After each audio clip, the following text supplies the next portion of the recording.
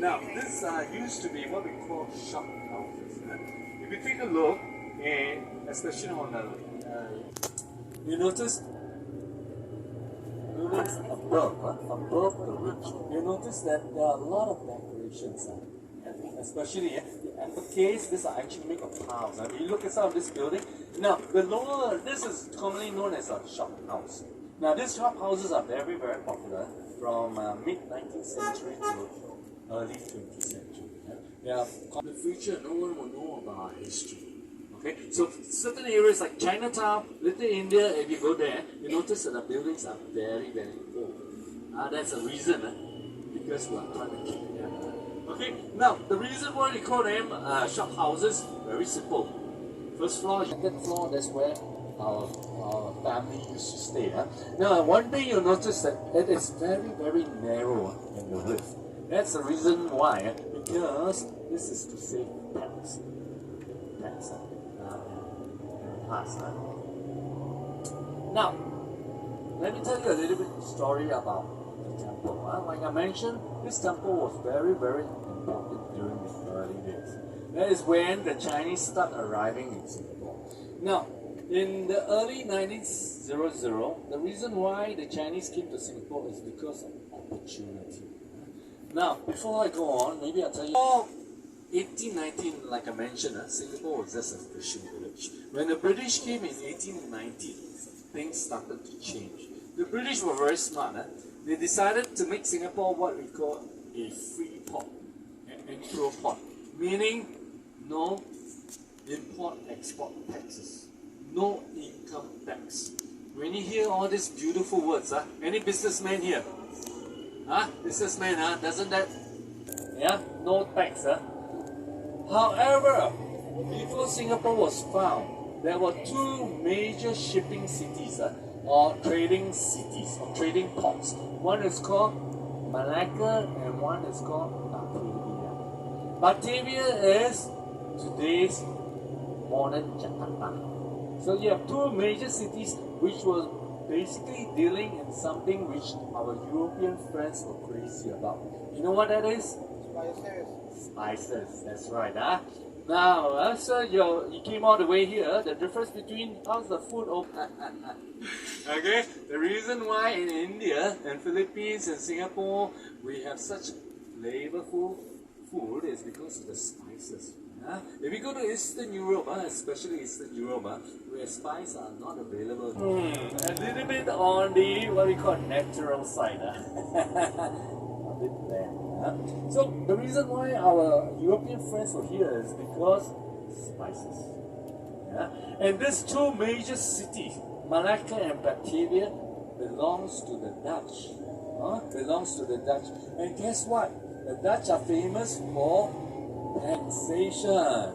So meaning, if you were to trade or you do business in Malacca or Batavia, many times your profit are half or worse, cut off. So when the British came to Singapore, guess where all our merchants went to? All the regional merchants came to Singapore. Simple, no tax. No tax. So that is why in 1819 we have 900 people. By 3 years' time, 1822, we have 10,000. Yes, these 10,000 people are what we call merchants, traders, businessmen, rich men. If you have so many rich men on this island, there is always a problem when you have rich men, all these rich men here. Who's going to do the dirty work? Yeah? Who's going to bring your goods from the ship to the shore? Who's going to pull your trolley and do all the dirty work? That's where the Chinese were recruited. Okay? In the early 19th century, China, like I mentioned earlier, in deep shit, what you call bad condition. Famine, everything was there. That is why the Chinese decided to come over. Now, when the Chinese came over to Singapore, most of them were very, very poor. When they come over, they have the risk, not only bad weather, and also what we call health problem, tuberculosis. So if they reach Singapore, finally, only 50 cents arrive in Singapore, first thing they do, go to the temple to pray. Second place, come to Chinatown. Why? Anyone knows?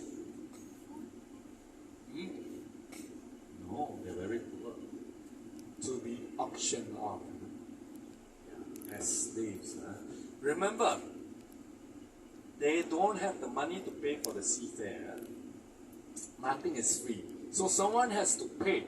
Usually what we call the association or secret society. In the beginning, there are many secret societies in Singapore. So what they do, when this gentleman from their hometown comes, what they do, the secret society will pay the captain of goods.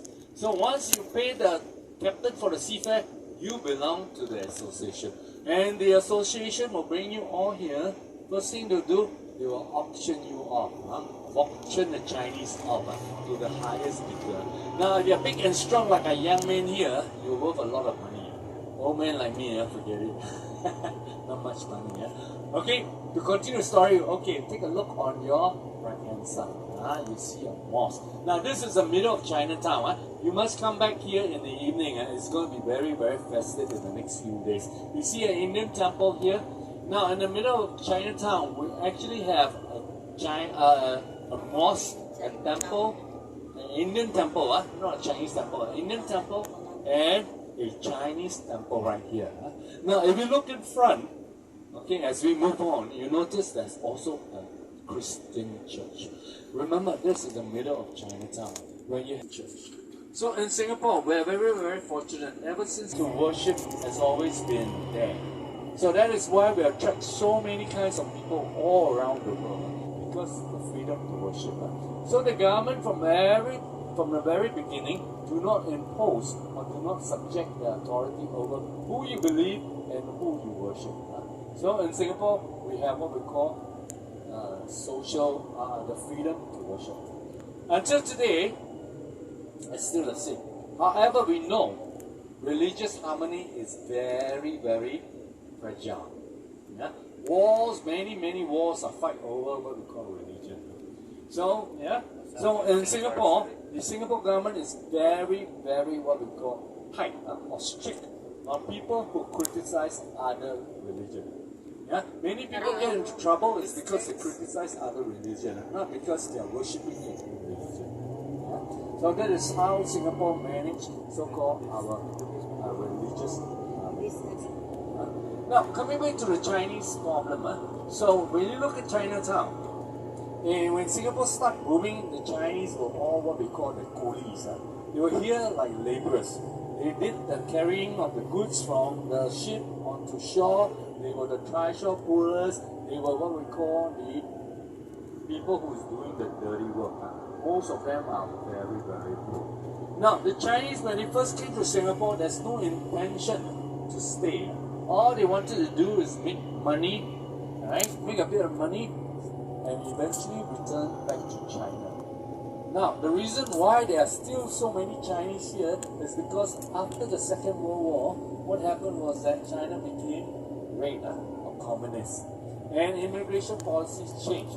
Now, the overseas Chinese were not allowed, there's a restriction of going back to China. So many decided no one wants them, right? So we remained in Singapore, and eventually when we became independent, all the Chinese was left here, became what we call Singaporean Chinese.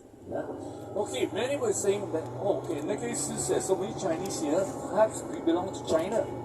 The answer is no, we do not belong to China. Yes, we have a lot of Chinese, but we are a Soviet nation and what we call an independent nation. China has no political host, only maybe commercial.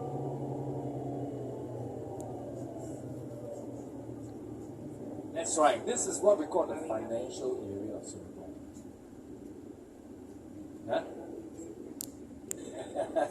This is a weekend. On the weekday, we all know Singaporeans are what we call workaholics. Everybody's busy working. So sometimes if you go to the mall on a weekday, you'll find, oh my goodness, the malls are really empty. Even the streets are empty. People are busy. Okay, and we have a family going down to Miss Maria. Is it? Miss Maria. Miss April. Miss April. We are going to Garden by the Bay. Okay. Now, for those going to Garden by the Bay, ladies and gentlemen, now the garden is actually free. Okay, what you purchase will be the flower dome, and what we call the super tree observatory. Yeah? Now, if you want to come to the garden, you can come anytime. And the garden is open to 2 in the morning. The garden is actually very, very beautiful and very big. Now, my suggestion is that, ma'am, 8:40 every evening. So, if you want to come in back in the evening, then try to catch the show. 7:40 and 8:40. It's called the Rhapsody Show. Now, right now we are celebrating Chinese New Year, so there'll be a lot of what we call Chinese decoration. You might want to spend some time if you like photo taking. It's a good time, especially in the evening when the lights are on. Now, after the Rhapsody Show at the Garden by the Bay, just cross over to Marina Bay Sands. Do you know where Marina Bay Sands is? The beautiful 3 towers. They have also a laser show in front of the Marina Bay at 8 p.m.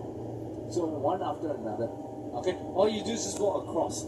Yeah. So Miss April, if you want to see the show, you can come back in the evening. Yeah, where it's cooler. Yeah. Now, if you do not know, this is what we call the Marina Bay area.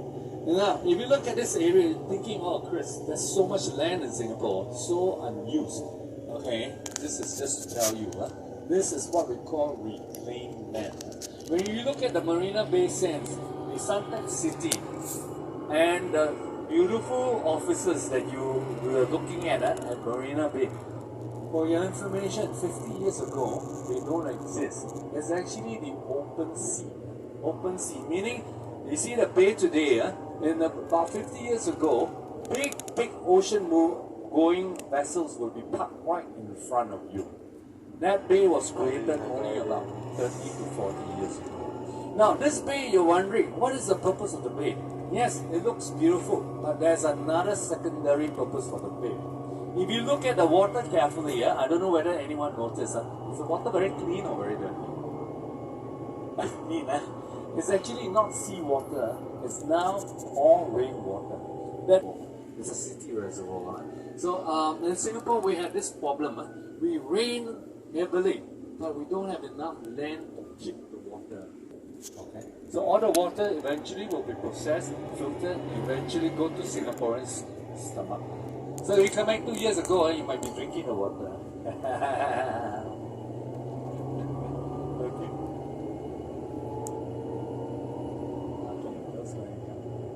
Now, the Merlion. The Merlion story. Thanks for reminding me. Make it quick then. Okay, as I recap, so the prince was decided, he saw this beautiful island, he wants to go over there. So he decided to go. So he got all his men to go, row the boat over to this island called Temasek, and halfway, guess what happened? It started to rain. From a beautiful day, the weather turned 180 degrees. The sky became dark, started to rain heavily, so the waves are very, very strong. So what happened? The boat was being tossed up and down, up and down. So the captain had no choice, and he told everyone, okay guys, we need to throw all the heavy things into the sea. So they emptied the boat, throw everything into the sea, the heavy things into the sea. But still, the boat was being tossed up and down, up and down. So the captain has no choice but to tell the young prince, sir, the only thing that's heavy left on this boat is the crown of the head. Please save us. So the young prince thought for a while